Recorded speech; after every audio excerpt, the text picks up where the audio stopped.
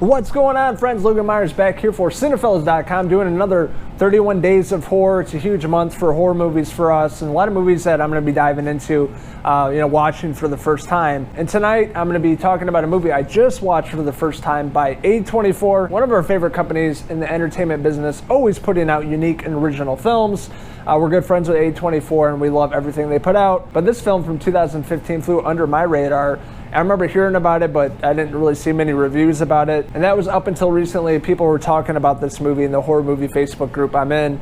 Killer Flicks, they're saying how excellent this movie was, and you have to check it out. So I finally got around to watching The Blackcoat's Daughter. The Blackcoat's Daughter is written and directed by Oz Perkins. His father is the late, great Anthony Perkins. If you guys don't know who that is, he's Norman Bates, the guy from Psycho, one of the most famous horror villains of all time. The film Psycho, back in the day, Alfred Hitchcock's magnum opus, it really set the bar high for horror flicks, moving on past that. So this film is written and directed by Anthony Perkins' son, Oz Perkins. So set up in the film, we have Rose and Catherine, or Kat, as they call her in the film, and that's played by Kiernan Shipka. We love her here. She's Sabrina in the new Sabrina series on Netflix, but she's really great in this film. She plays Catherine. These two girls are at a boarding school. It's like the holiday season. It's all like gloomy out. It's really dark.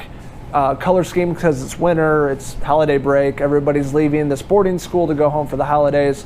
But Rose and Kat's parents, didn't pick them up, so they're stuck here at this boarding school. And it's a setup of the relationship. We have Kat that's very awkward and more quiet, where Rose is the rebellious figure in the film, and she has like a boyfriend and outgoing compared to Catherine's character. So with them being stuck at this boarding school, Rose is put in charge to watch over Catherine, making sure she doesn't get into any trouble and she's taken care of and all that good stuff. And essentially there's this evil presence that kind of takes over the school, makes its presence known, and a lot of weird shit starts happening. They're hanging out by the furnace and worshiping Satan. Is really creepy and eerie, and they're trying to figure out why they were doing this and what happened to the sisters. A lot of things start happening to Catherine's character. You see her down in the basement by the furnace worshiping it like it's Satan. Her body moving in like weird positions while she's sleeping, reminded me much like The Exorcist. You can see that this demonic figure is taking over her body and trying to possess her. And it sets up a lot of really gruesome imagery and scenes in the film. And I don't want to go into too many spoilers with this film because there's a lot of great elements of this film that I did not expect. But it sets up the character of Joan, played by Emma Roberts. She's also on the cover of the film with Kiernan Shipka. Joan has her own story that's not related to these two girls. She's basically trying to get to this boarding school. She's on a road trip. She's hitchhiking. She wants to go to this boarding school, and we figure out why she wants to go there. And she's, talking to the parents, hearing their stories and figuring out why exactly they want to go to this boarding school. And it's really cool how everything like pans out at the very end, like how everything's connected. And I don't want to say too much about that, but just the ending's really fantastic. So Joan's character, I think Emma Roberts did a really great job in this film. Most of the time she's pretty annoying in her roles. She gets typecast a lot, in that snobby, annoying characters. But with this role, she really showed what she can do as an actress, and she went to a very dark place in this film.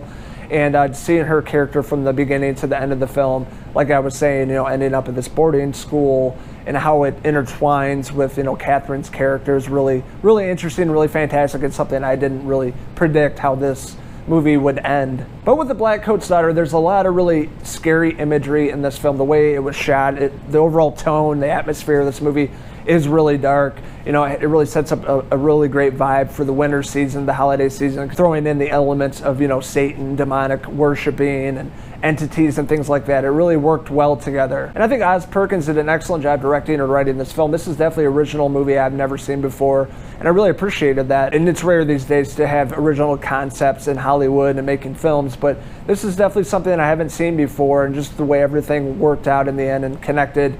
And I thought it was very original. And I really had a great time with the performances by Kiernan Shipka playing Catherine, and then Emma Roberts playing Joan. And Lucy Boynton playing Rose, I thought she did a really great job. Really had some good dialogue and scenes with Catherine's character throughout the film. With the great performances, great directing and writing with the script and the story of the film. I thought it was shot very well. Score, the music, there's not a lot of dialogue, so I will say that. So overall, I'm going to give Oz Perkins, the Blackcoat's daughter, a 4 out of 5 Kiernan Shipka hair pieces.